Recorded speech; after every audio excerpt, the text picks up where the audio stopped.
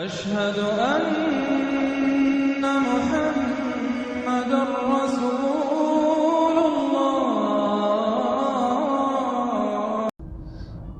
अस्सलामु अलैकुम वरहमतुल्लाहि वबरकातुहू। ये आज 11 नवंबर 2024 है और जुमा का दिन है। 11 बज रहा है, तकरीबन 11 बज रहा है।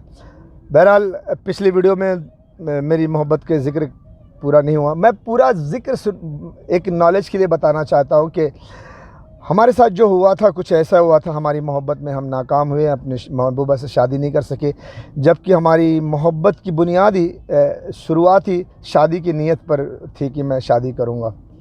और मैंने कहा था ना कि वो काली हो गई, तो इसीलिए मैंने मोहब्बत की कि काली है तो क्या हुआ, कोई ना कोई तो अल्लाह ने उसका जोड़ा बनाया होगा, तो दूसरा मैं क्यों शादी ना करूं। तो मैं शादी करूंगा ये सोचकर मैंने उससे तय किया कि मैं इससे शादी करूंगा। लेकिन वक्त के साथ साथ धीरे धीरे मुझे मोहब्बत हो गई। लेकिन अफसोस कि बिल आखिर लास्ट में आकर मैं शादी उससे नहीं कर सका। अल्लाह ताला ने मेरी शादी को रुकवाया, अल्लाह ताला मेरी मोहब्बत मुझसे छीना। ये 101% है।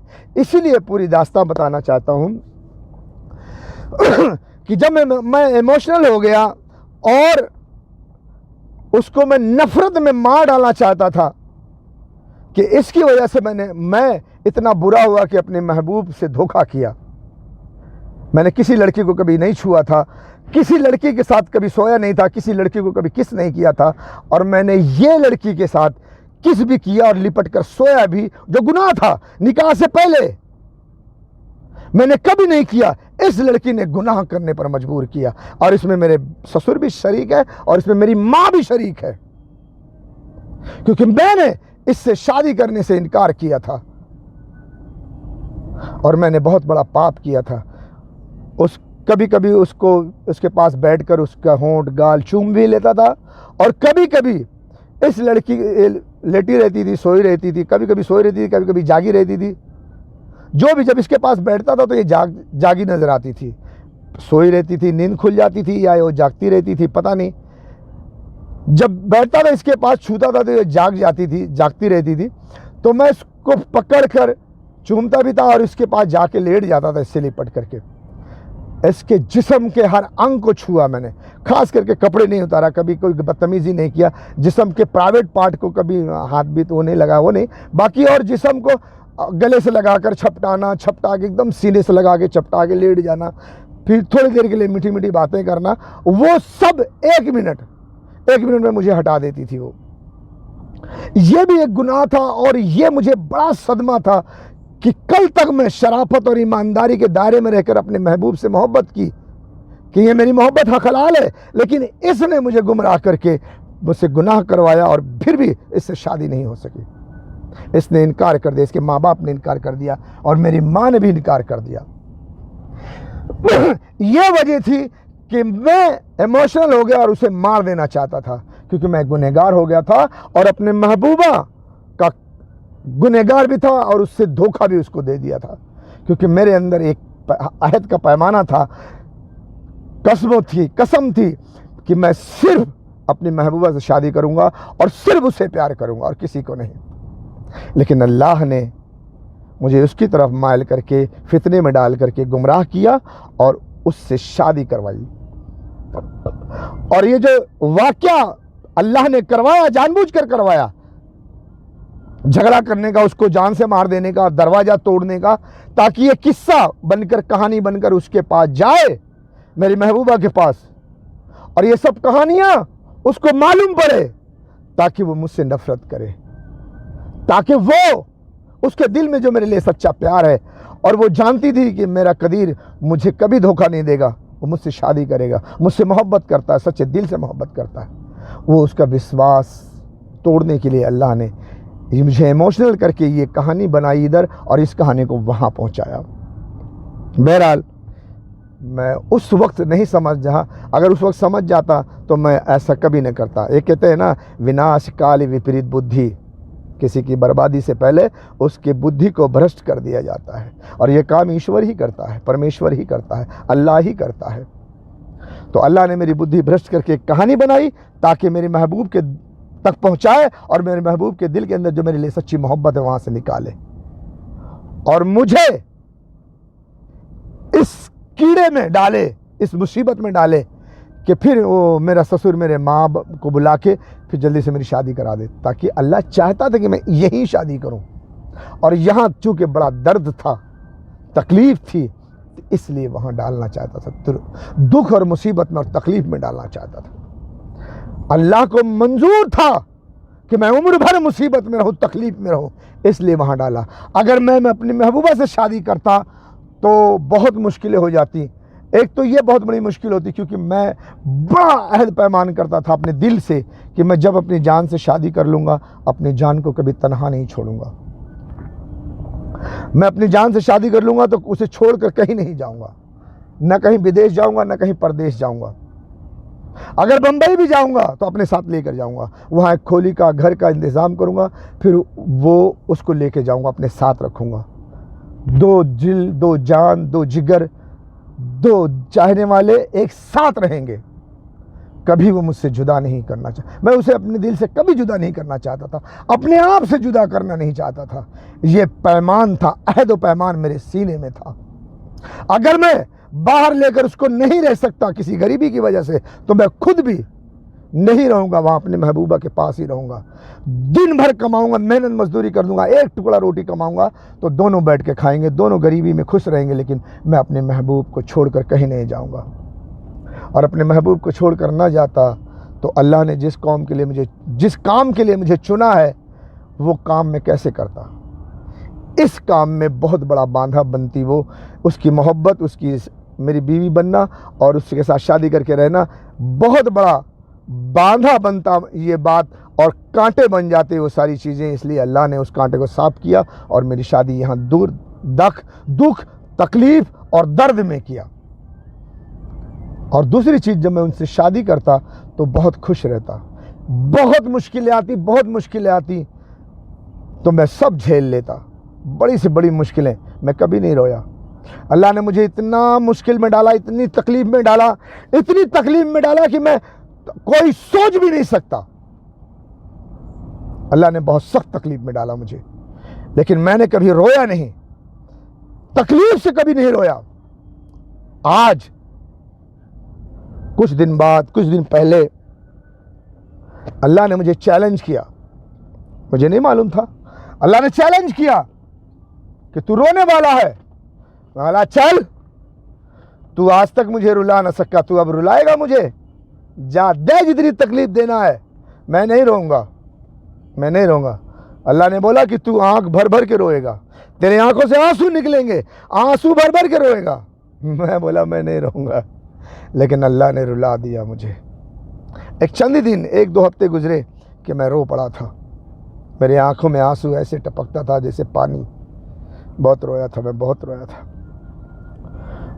तब जाके मैंने बोला अल्लाह, तू मेरी कमज़ोरी तुझे पता है, तूने मुझे रुला दिया ना, ठीक है। मुझे यकीन हो गया कि मेरी मोहब्बत को छीनने वाला तू ही है, और वो कहानी बनाकर मेरी महबूब के दिल में नफरत डालने वाला भी तू ही है। बहरहाल बहुत कुछ फिर मालूम हुआ जब से मैं यकीन कर लिया कि मेरी मोहब्बत को छीनने वाला मेरी माँ नहीं, बल्कि छीनने वाला खुद अल्लाह है, खुद खुदा है। जब मेरी शादी हो गई उसके तो जब मैं गांव में था तो मैं उनसे एक बार मिलने गया। जब मैं उनको अपना दूल्हे का ड्रेस दिखा दिया, हल्दी मेहंदी दिखा दिए, तो भाभी मेरे घर पे आई थी। अजान हो रही है, जुमा की पहली अजान है, थोड़ा रुक कर मैं बोलता हूँ।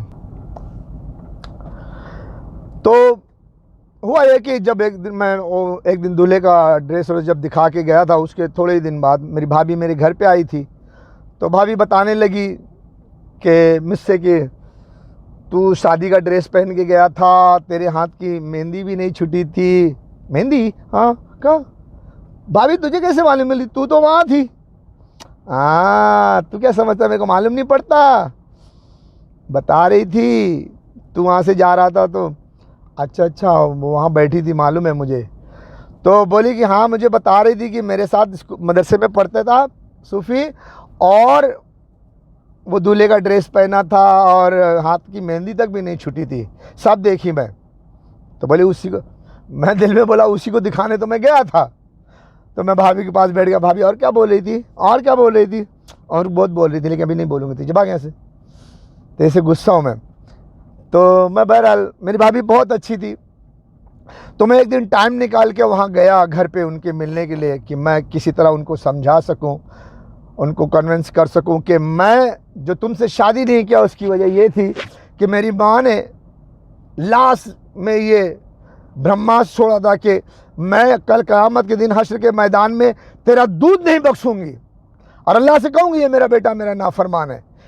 मैं माँ की कसम से हार गया था और मैंने हाँ कर दी थी शादी से, और मैं फिर तुमसे शादी नहीं कर सका, मुझे माफ़ कर देना।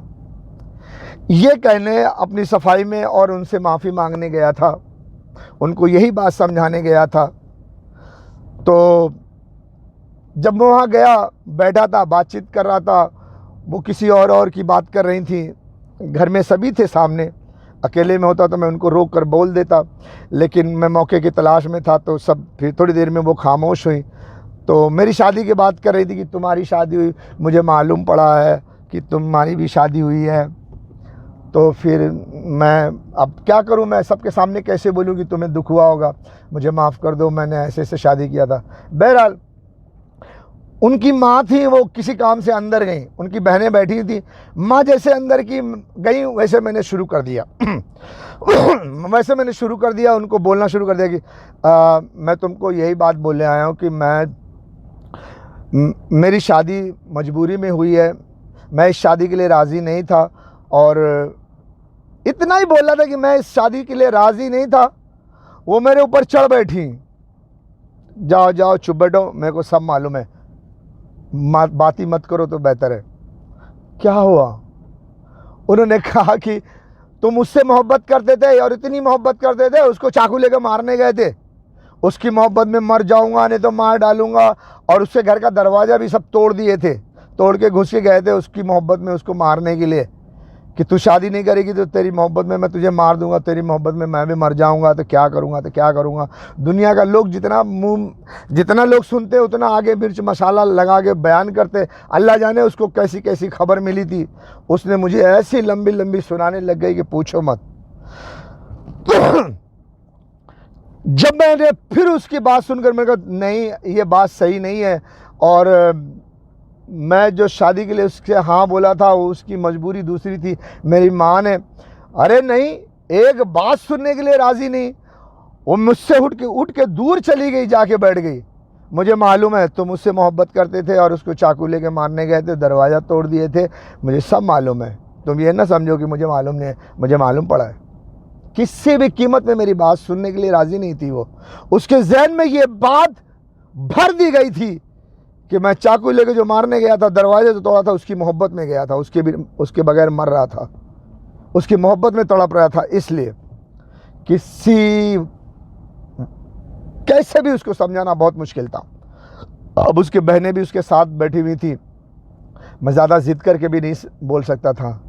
फिर मायूस होके उठ गया। मैंने कहा जो भी अल्लाह ने तुम्हारे दिल में डाला है, बेहतर समझ के डाला होगा, चलो कोई बात नहीं, शादी तो हो गई अब।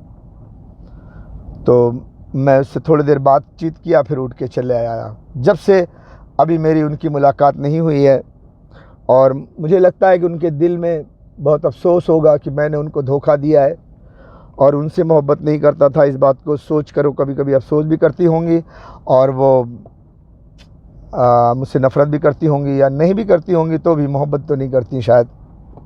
मैंने कभी पूछा नहीं।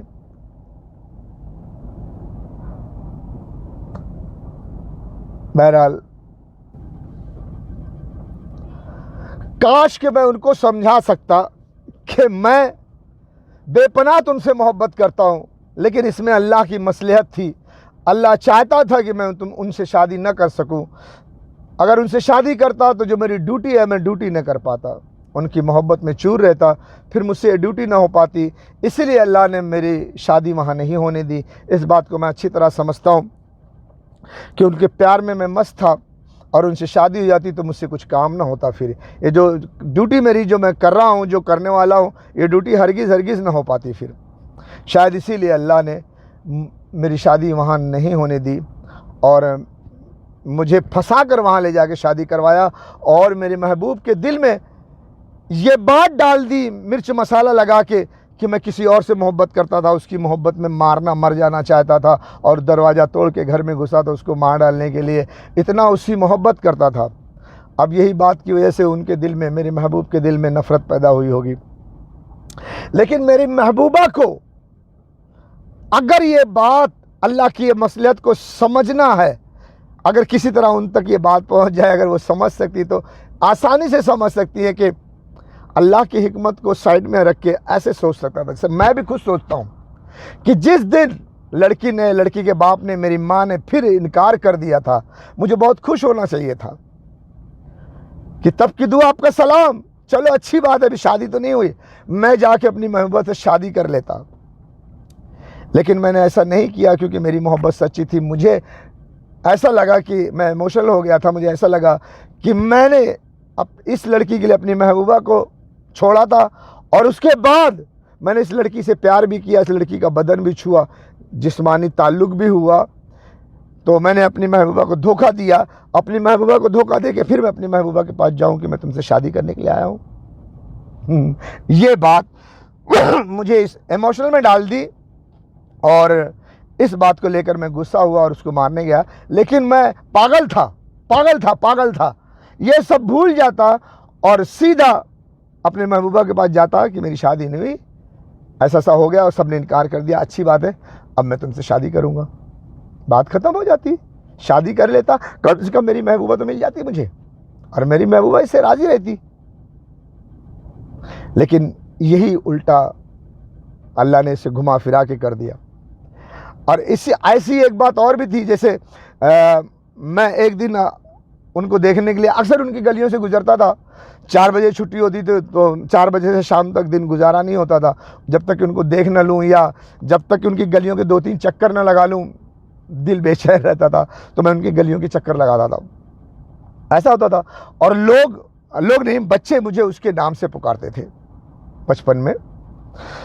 तो एक दिन ऐसा वाक़या हो गया कि मैं उनकी गली से गुजरा और किसी बच्चे ने मुझे उनके नाम से पुकार लिया।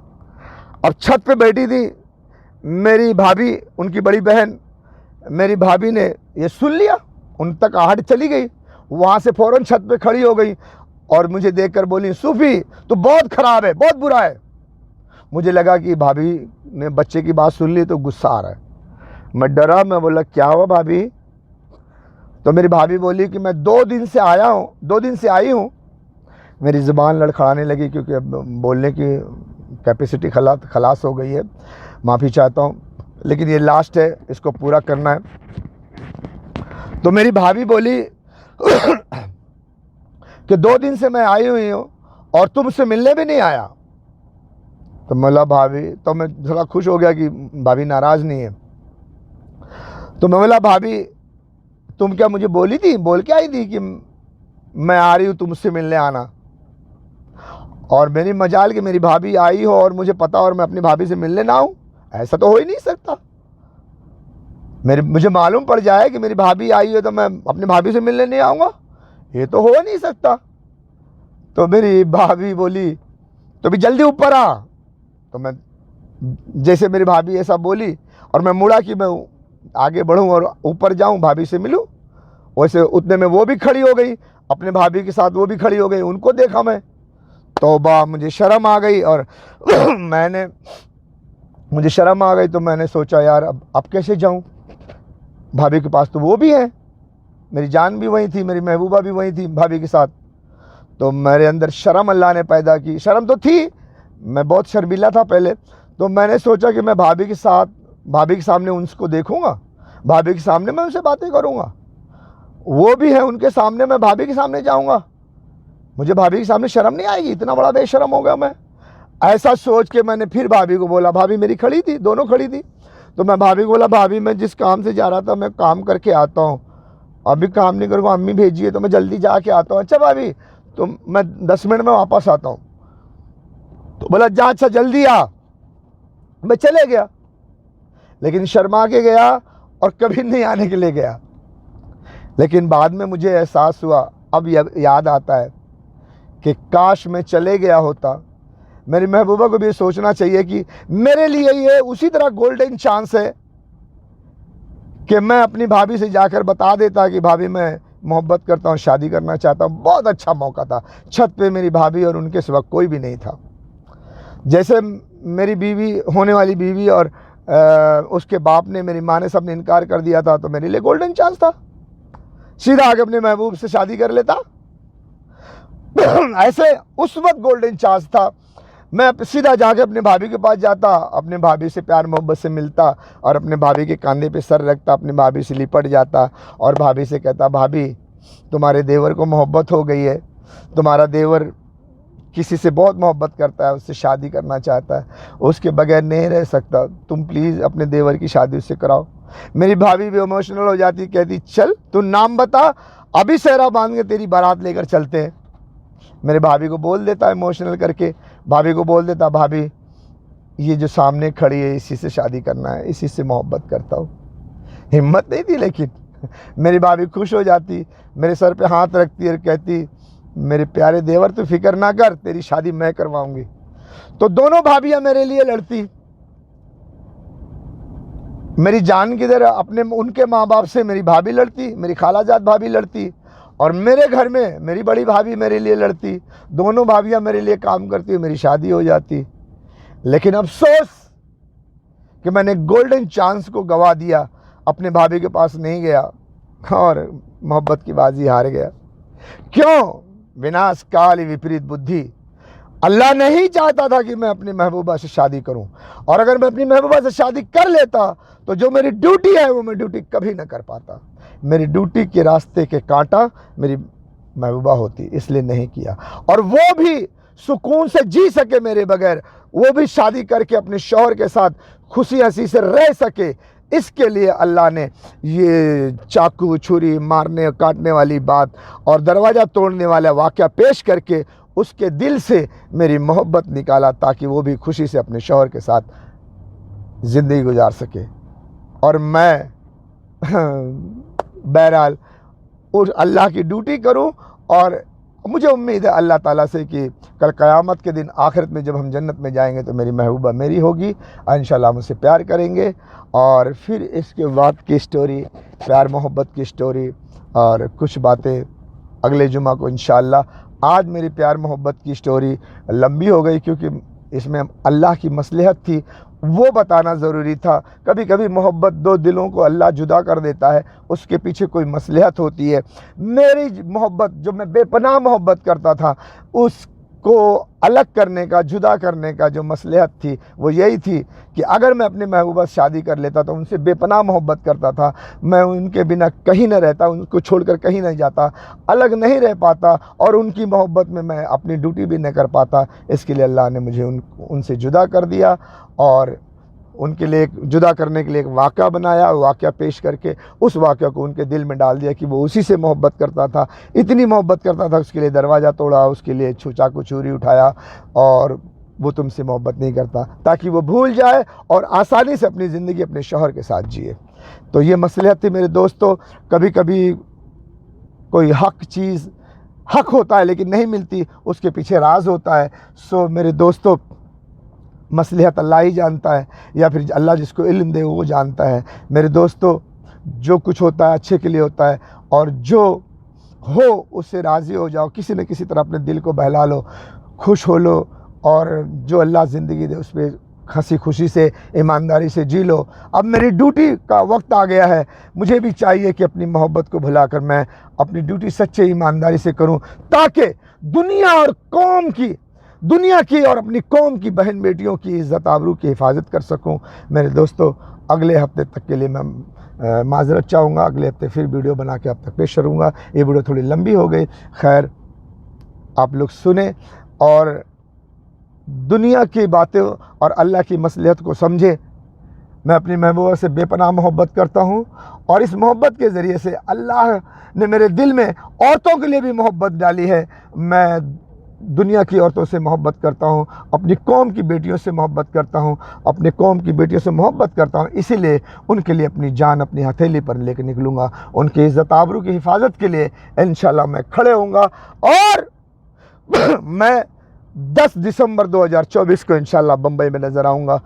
LG रोड, दादर, शिवसेना भवन के आसपास, शिवाजी पार्क के आसपास मिलूँगा। 10 दिसंबर के से लेकर 10, 12, 15 दिसंबर तक इंशाल्लाह। उसके आगे पीछे भी मिल सकता हूँ, कोई ऐसी शर्त नहीं है। अल्लाह हाफिज़। क्वालिटी अपना ख्याल रखो। क्योंकि ईरान पर डायरेक्ट अमेरिका इजराइल हमला नहीं कर सकते।